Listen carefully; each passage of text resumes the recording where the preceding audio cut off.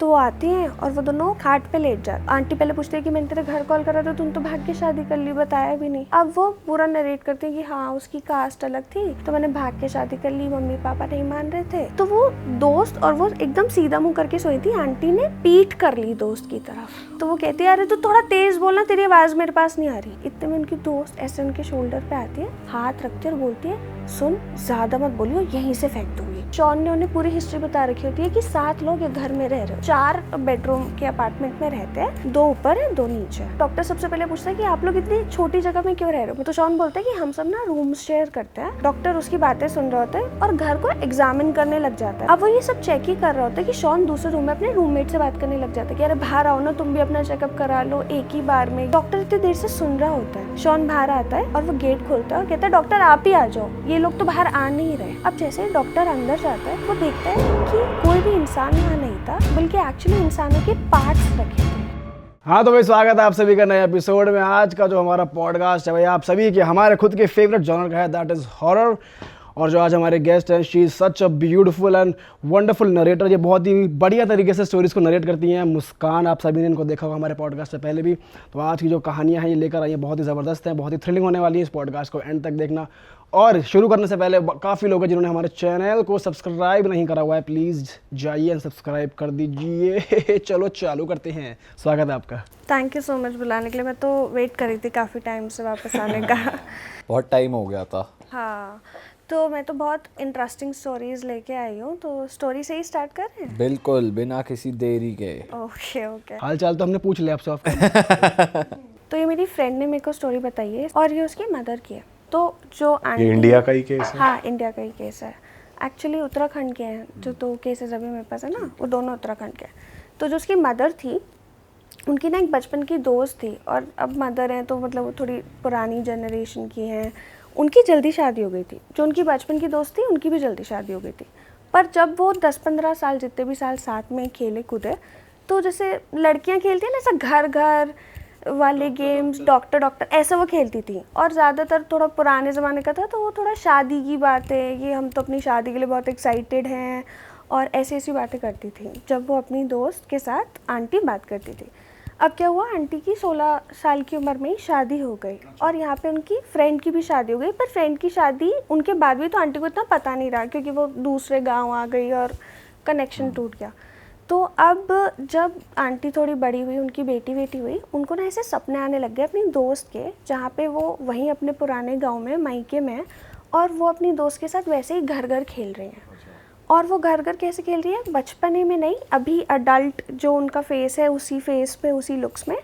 पर जो उनकी दोस्त है वो उनसे कुछ छोटी लग रही है, वो उतनी बड़ी नहीं लग रही। आंटी अपनी रियल एज पे लग रही है, और वो खेल रही है।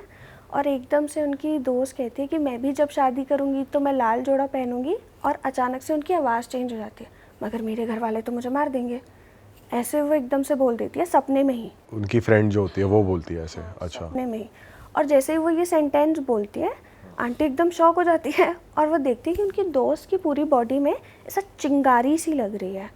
और वो चिंगारी सी की वजह से आंटी को मतलब नींद खुलती है, और वो एकदम उठती हैं। जब आंटी उठती है तो एकदम पसीना तर तर रहती हैं, और उन्हें बहुत हॉट टेम्परेचर उनका होता है, वो बहुत ज़्यादा डर जाती है। ये ना सपने उनको 1-2 महीने तक लगातार आते रहते हैं। सेम स्टोरी, सेम सपने, बस सेंटेंस बदल जाता है। कि एक बार उसने बोला कि मेरे घर वाले मार देंगे, तो दूसरी बार जब आंटी को सेम सपना आया और वो दोस्त के साथ खेल रही थी, तो दोस्त ने बोला तेरी शादी तो मैं ही तबाह करूँगी, ऐसे करके। मतलब हर बार वो सेंटेंस बदल रहा है, बाकी जो प्रेमिस है सब कुछ सेम है। अब क्या होता है, आंटी परेशान हो जाती है अपनी दोस्त के लिए। अगर आपको किसी का बार बार सपना आएगा तो आप भी थोड़ा सोचोगे ना। तो वो मायके में उनके कॉल करती है कि मुझे नंबर दे दो, ये कर दो। तो जो उनकी दोस्त की मम्मी होती है फ़ोन उठा के कहती है वो हमारे लिए मर गई, उसने हमसे भाग के शादी करी है, हमारा उससे कोई मतलब नहीं है, और हम उसके साथ अब नहीं बात करना चाहते, हमें बार बार कॉल मत करो, और डांट के कॉल काट देती है। तो आंटी सोचती है भाग के शादी करी है, इसके बारे में तो उन्हें कुछ पता ही नहीं था, दोस्त थी एंड ऑल सब था, बात भी नहीं हुई इतने टाइम से। बात भी नहीं हुई। और पुराने ज़माने में जब आप पास रहते हो तब तक ये आप कनेक्शन में रह सकते हो, वरना फिर वही कौन इतना कॉल वॉल नहीं हो पाता। तो खैर, तो उनकी बात नहीं हो पाती। तो आंटी ना 1-2 महीने बहुत ज़्यादा ही परेशान हो जाती है। वो सोना भी बहुत कम कर देती हैं। कई बार तो उनके घर में जो मेरी दोस्त है उसने नोटिस करा कि आंटी चाय बना रही होंगी, चाय रख दिया, गैस जला दी, बट उन्होंने वो जलाई नहीं है, सिर्फ वो गैस लीक हो रही है। मतलब उनके घर में आग लगते लगते 3 से 4 बार अलग अलग लोगों ने रोका है। कभी मेरी दोस्त ने रोका है, कभी आंटी के पति ने रोका है, क्योंकि वो गैस जला देती है बट माचिस ही नहीं लगाती, तो गैस लीक होगी तो ब्लास्ट हो ही सकता है, बहुत पॉसिबल चीज़ है। कभी वो ऐसे करेंगी कि कुछ प्याज काट रही हैं, अपनी उंगली के ऊपर भी काटे जा रही हैं, रखे जा रही हैं, कुछ कट पड़ जाएगा, खून आता रहेगा, उन्हें पता ही नहीं चलेगा। अच्छा, मतलब खो जाती हैं आप? खो जाती हैं, एक ट्रांस में चली जाती है, बहुत अजीब से।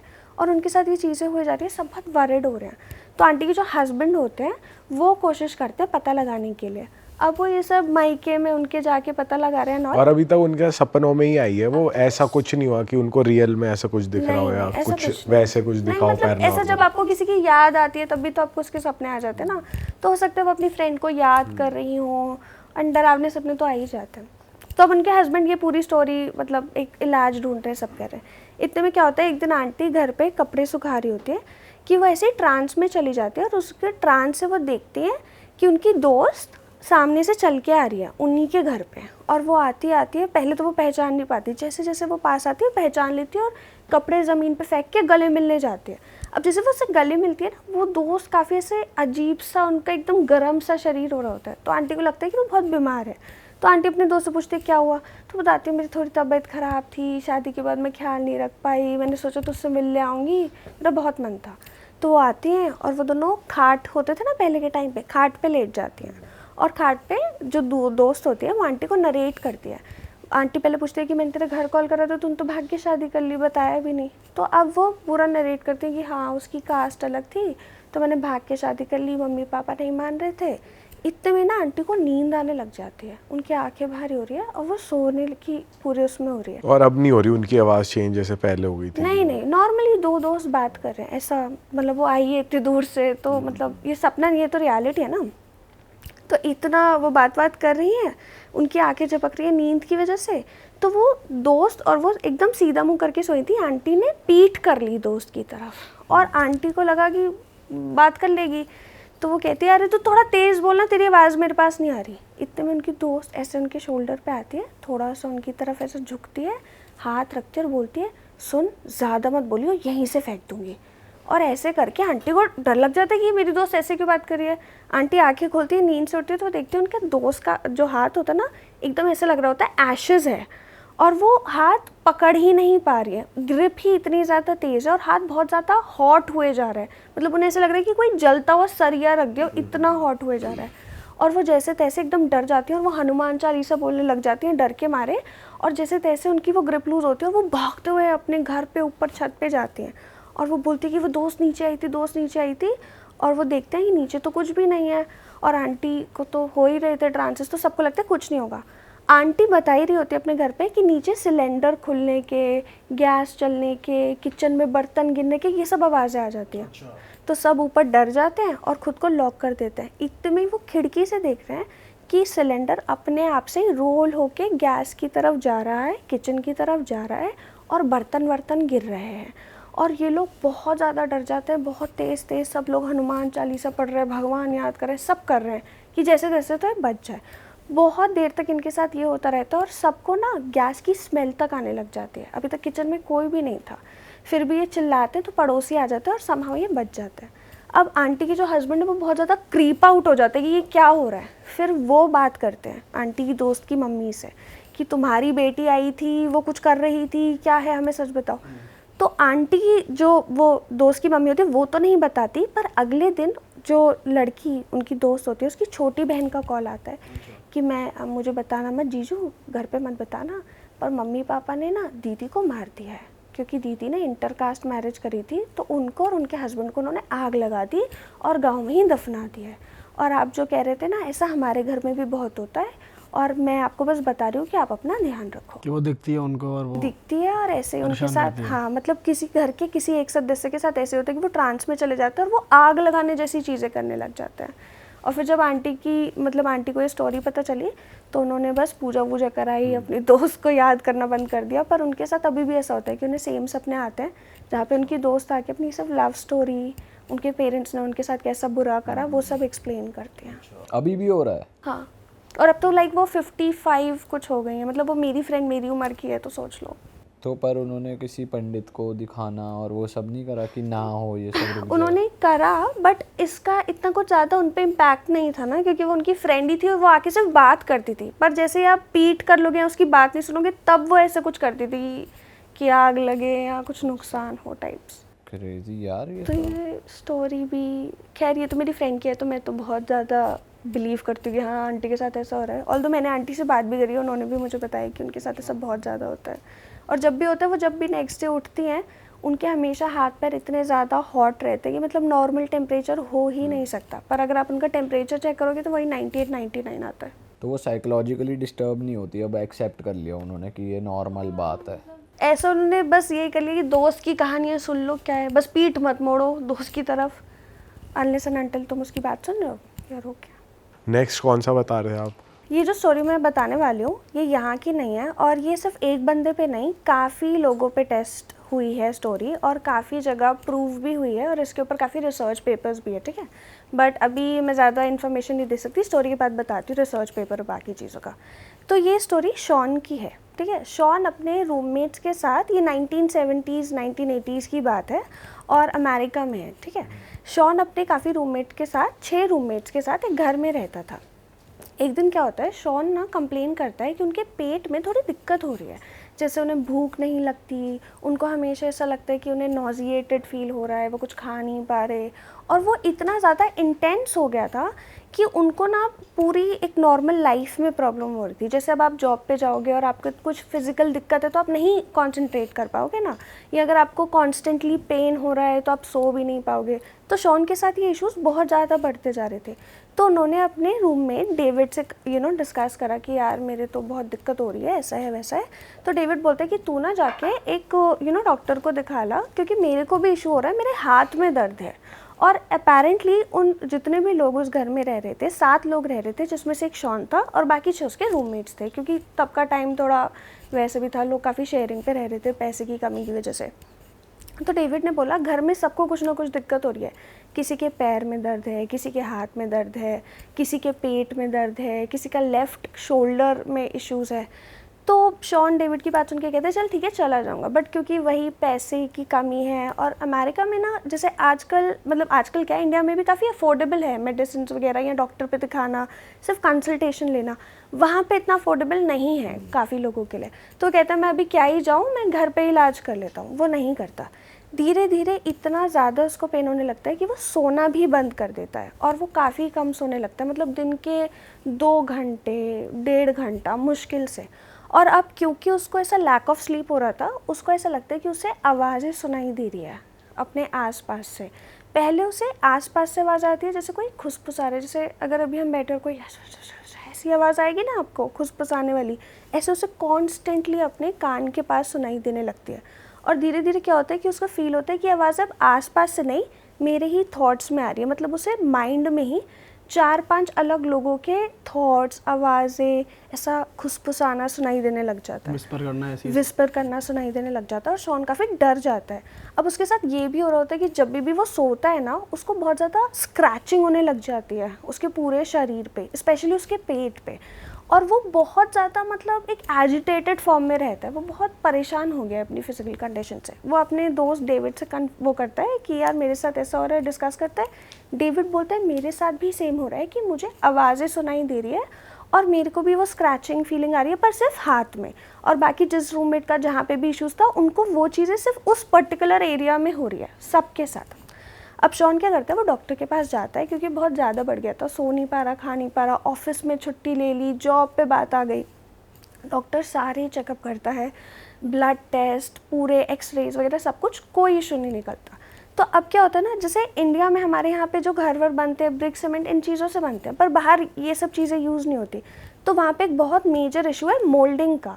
अब मोल्डिंग क्या होती है, जैसे काई, मोल्ड, ये सब लग जाता है ना, और जब आप उसी एयर को ब्रीथ करते हो तो आपको हैलुसिनेशंस हो सकती है, और आपको ऐसा लग सकता है कि शायद आसपास से आवाज़ें आ रही है या कोई है। आप फिज़िकली भी बहुत इल पड़ सकते हो, मतलब बहुत चीज़ हो सकती है।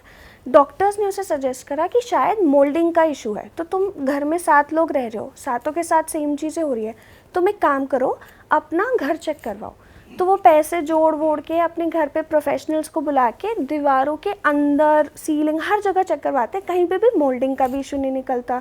पर अब शॉन के साथ और चीज़ें होने लग जाती है, मतलब अगर वो कहीं जा भी रहा है ना तो वो लोगों के सामने ऐसे एक्ट करेगा जैसे कि कोई उससे बात करे। जैसे अगर मैं आपसे बात कर रही हूँ और मैं बोलूँ अरे चुप हो जा, तो आपको वियर्ड लगेगा ना, यहाँ कोई नहीं है, मैं किससे बात कर रही हूँ। तो उसके साथ ये चीज़ें बहुत होने लग जाती है कि अब बाकी लोगों को भी ऑब्वियस हो चुका है कि शॉन के साथ कुछ दिक्कत है। अब ये बात है 1970s 80s की, तब ना मेंटल हेल्थ के ऊपर इतनी बातें नहीं होती थी। तो अगर थोड़ा सा भी आपको एंजाइटी, डिप्रेशन, आज तो पता है डिप्रेशन क्या है, एंजाइटी क्या है, पहले होता था तो सेम एक ही इलाज था, पागल खाने भेज दो। अब पागल खाने में ट्रीट करने के 2 तरीके होते थे, एक इन पेशेंट, एक आउट पेशेंट। इन पेशेंट जो पागल खाने में ही रह रहे हैं वहीं उनका ट्रीटमेंट हो रहा है, आउट पेशेंट जो आते हैं, इलाज कराते हैं, चले जाते हैं, मतलब डेली बेसिस या वीकली, मंथली बेसिस पे। तो ये चीज़ सिर्फ शॉन के साथ हो रही थी, बात करने वाली, या सबके साथ? सबके साथ हो रहा है, सबको आवाज़ें सुनाई दे रही है। उनको अपने घर में से ऐसा भी लग रहा है कि गेट पे कोई खटखट आ रहा है या कोई प्रेजेंट है, या उन्हें कुछ शैडो महसूस हो रही है, शैडोज दिख रही है। अब ये सब इतनी चीज़ें होने लगी कि पहले शॉन उसके साथ ज़्यादा हो रहा था, वो बहुत ज़्यादा इफेक्ट हो रहा था, तो वो जाता है और वहाँ पे मेंटल हॉस्पिटल जाके अपना चेकअप कराने के लिए बैठता है। वो डॉक्टर को सब चीज़ें बताता है, अपनी रिपोर्ट्स दिखाता है। डॉक्टर कहता है पक्का ये मोल्डिंग है, मतलब ये और कोई इसका एक्सप्लेनेशन नहीं है। और ये जो इश्यूज़ है ना मोल्डिंग वगैरह, ये अभी रिसेंटली उन्हें पता चलने लगे थे, मतलब उस टाइम पे। तो कहते हैं मोल्डिंग है। तो शॉन प्रोटेस्ट करते कि मैंने तो सबको दिखा लिया, नहीं है मोल्डिंग, नहीं है मोल्डिंग, यू नो आपका वहम हो सकता है। डॉक्टर कहते हैं चलो मैं आपके घर आके देखता हूँ, कभी कभी एटमॉस्फेयर से भी हो सकता है, क्योंकि ये जो टर्म है शेयर्ड साइकोसिस, कि अगर मुझे कुछ दिख रहा है तो हो सकता है आपको भी मैं यकीन दिला दूँ, ये अभी पता चला है, पहले इसको वहम, शक या कुछ और ही कंसिडर करते थे। डॉक्टर उनके घर आते हैं शॉन के, और शॉन ने उन्हें पूरी हिस्ट्री बता रखी होती है कि 7 लोग एक घर में रह रहे होते हैं। जब शॉन अपने घर को डिस्क्राइब करता है तो वो बोलता है कि हम 4 बेडरूम के अपार्टमेंट में रहते हैं, 2 ऊपर है 2 नीचे है। और डॉक्टर जैसे ही शॉन के घर में घुसते हैं वो देखते हैं कि वो सिर्फ एक 2 BHK में रह रहा होता है, एक छोटा सा घर होता है जिसका मतलब स्क्वायर फुट भी बहुत कम होता है, और वो इतना क्रैम्प्ड एरिया होता है कि 7 लोग वहाँ रह ही नहीं सकते, सब मुश्किल उसे लग रहा होता है। तो वो बैठता है, शॉन उसे पानी वानी पिलाता है, खिलाता है। तो डॉक्टर सबसे पहले पूछता है कि आप लोग इतनी छोटी जगह में क्यों रह रहे हो, मतलब उसको लगता है शायद ये बहुत गरीब है, विच अपेरेंटली वॉज ट्रू। शॉन बहुत ज़्यादा हम्बल बैकग्राउंड से था। तो डॉक्टर कहते हैं फिर आप लोग सोते कैसे हो, क्या पता आप लोग स्पेस नहीं है, ये बहुत दिक्कतें हो सकती है, आपको कोई बीमारी हो गई हो जो एक से दूसरे पे चली गई हो, ये सब वो फिगर आउट करना चाहता है। तो शॉन बोलते हैं कि हम सब ना रूम्स शेयर करते हैं और मोस्टली हम एक ही रूम में सो जाते हैं, वो रूम अंदर वाला थोड़ा बड़ा है और स्पेस का ऐसा, लड़के हैं, लड़कों को इतना ज़्यादा रहता नहीं है, लड़कियों को फिर भी थोड़ा स्पेस का रहता है। तो शॉन कहता है ठीक है, ये सब चीज़ है। डॉक्टर उसकी बातें सुन रहे होते हैं, पानी वानी पीते हैं, थोड़ा कुछ स्नैक्स खाते हैं और घर को एग्जामिन करने लग जाता है मोल्डिंग के लिए या कुछ और इश्यूज़ के लिए जिसकी वजह से शॉन के साथ ये सिम्टम्स आ रहे हो। अब वो ये सब चेक ही कर रहा होता है कि शॉन दूसरे रूम में अपने रूममेट से बात करने लग जाता है कि अरे बाहर आओ ना, तुम भी अपना चेकअप करा लो एक ही बार में, बार बार फीस नहीं देनी पड़ेगी वाले सीन से। कहते तुम भी अपना चेकअप करा लो, आओ डॉक्टर आया, बैठ जाओ, बात कर लो।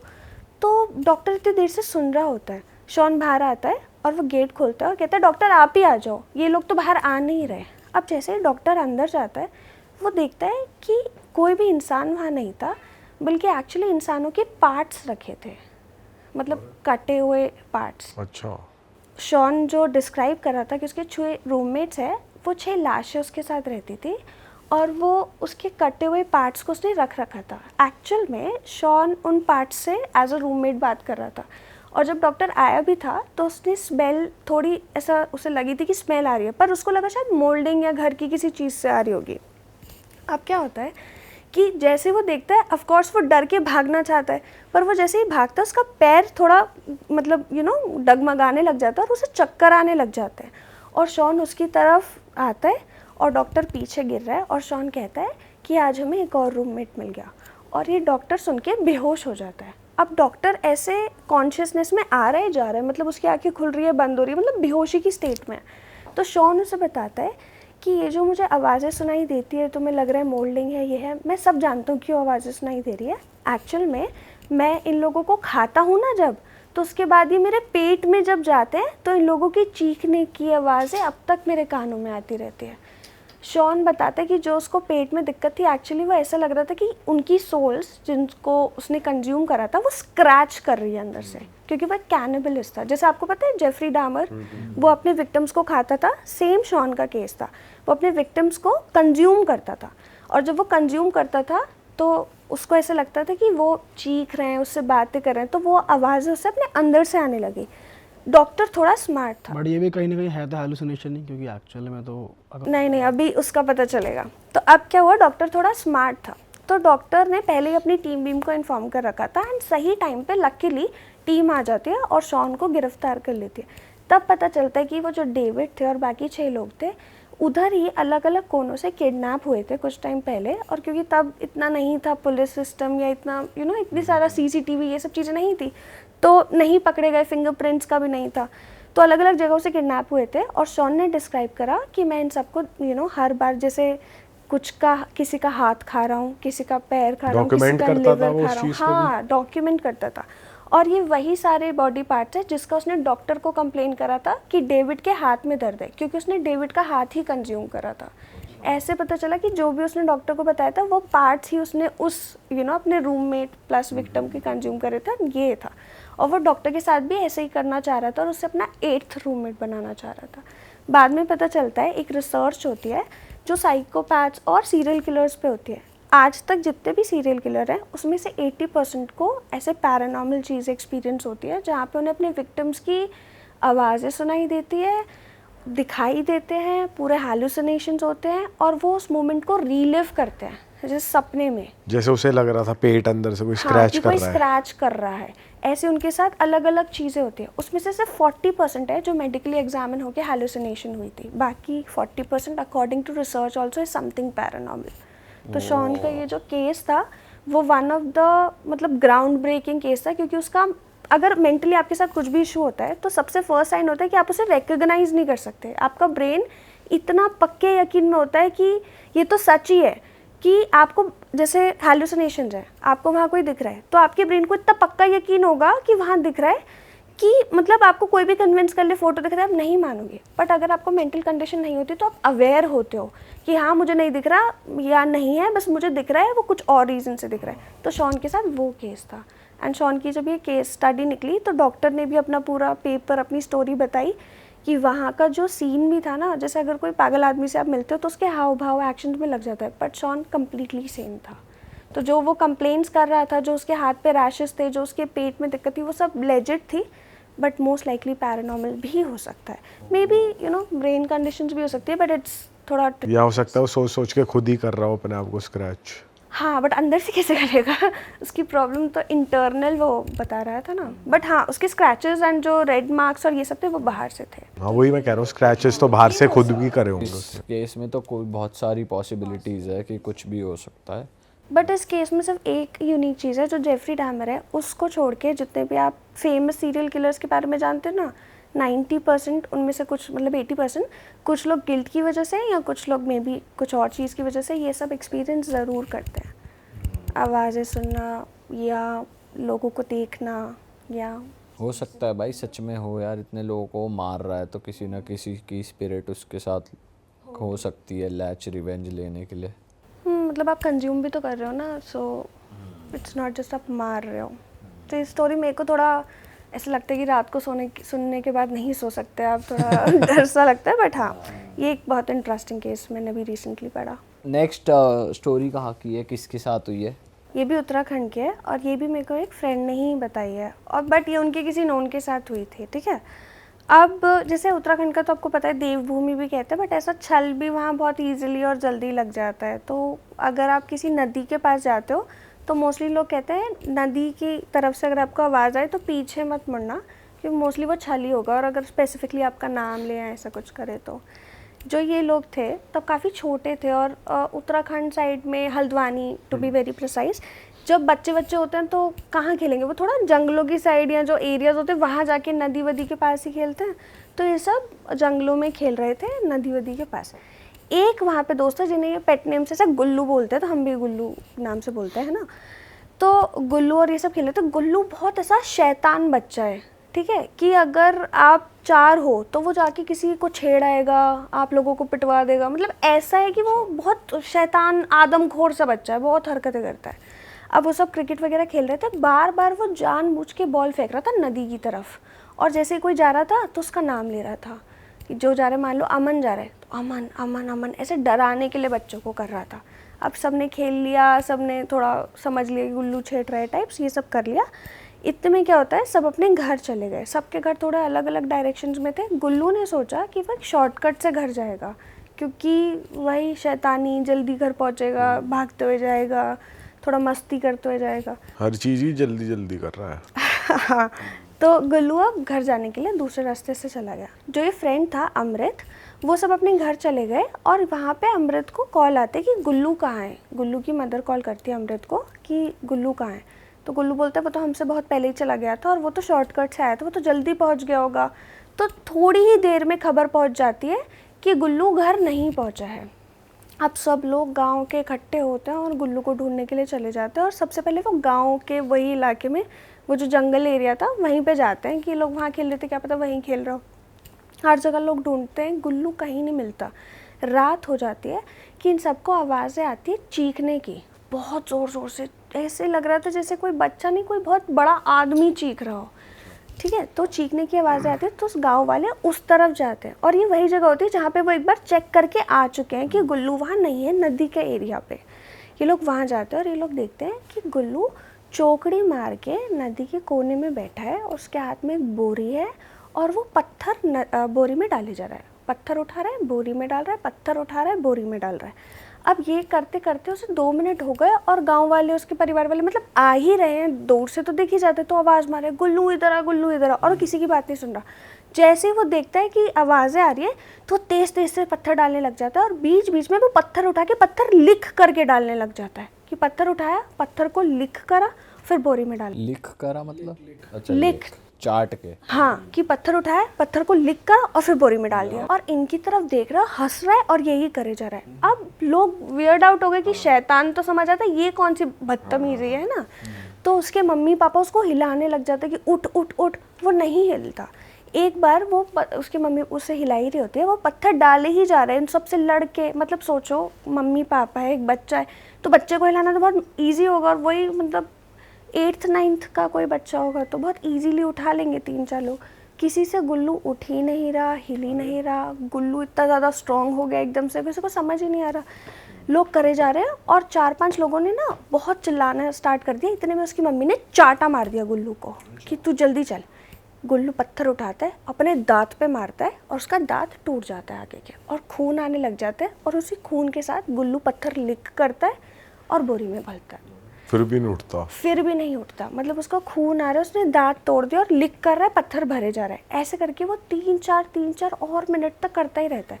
बहुत लोग आके, गुल्लू का शरीर पूरा स्टिफ हो चुका है, एक आदमी पूरा एक हिस्सा उठा नहीं पा रहा, तो 3 आदमी लगे हुए हैं और उसको उसी चौकड़ी मारी हुई पोजीशन में उठाया। मतलब आप समझो किसी ने क्रिस क्रॉस कर रखे लेग्स और उसे वैसे उठा रहे, बोरी वो छोड़ ही नहीं रहा और नहीं वो पत्थर छोड़ा, और ऐसे उसे घर लेके गए। तो अब क्योंकि उत्तराखंड की बात है तो सब समझ गए थे कि कुछ कुछ होता रहता है, तो इसके ऊपर कुछ हुआ है। लोग इसको घर ले गए, घर जाके भी इसने ना बोरी छोड़ी ना पत्थर छोड़े। जो अब तक बोरी में पत्थर भरे थे ना, उसे निकाल रहा है, सेम लिक कर रहा है, बाहर रख रहा है, और वही लिक कर रहा है, अंदर रख रहा है। मतलब बार बार बोली खाली कर रहा है और फिर बोरी भर रहा है, यही करे जा रहा है। और उसके दांत से खून आए जा रहा है, आए जा रहा है, क्योंकि दांत टूटा है ना, इंजरी हुई है, पर वो किसी चीज़ पर ध्यान नहीं दे रहा। अब उसके मम्मी पापा बहुत ज़्यादा परेशान हो जाते हैं। वहीं पे मतलब हर उत्तराखंड में ना कुछ कुछ जगहों पे हर कुछ 1 साल में एक पूजा होती है, जहाँ पे कहते हैं कि देव आते हैं।